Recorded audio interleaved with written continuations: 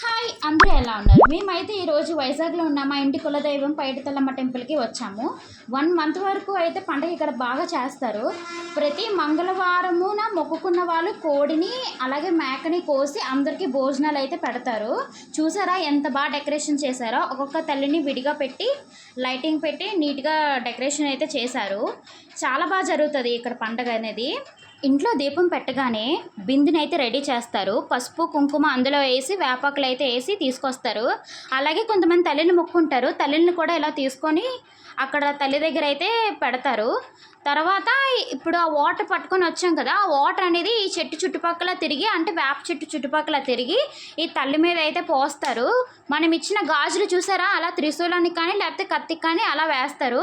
మనం మార్నింగ్ ఉపారం పెట్టుకుంటాం కదా, ఉపారం కూడా తల్లి దగ్గర పెడతారు.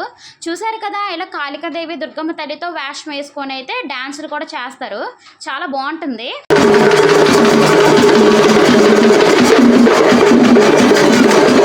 ఇప్పుడైతే మేము తల్లిని దర్శించుకోవడానికి అయితే లైన్లో ఉన్నాము. చూస్తున్నారు కదా, మా ఇంటి పైట తల్లి, మా ఇంటి కులదైవం. మీరందరూ దర్శించుకోండి. చూసారు కదా, గుడిని అయితే చాలా బాగా డెకరేషన్ చేశారు కదా.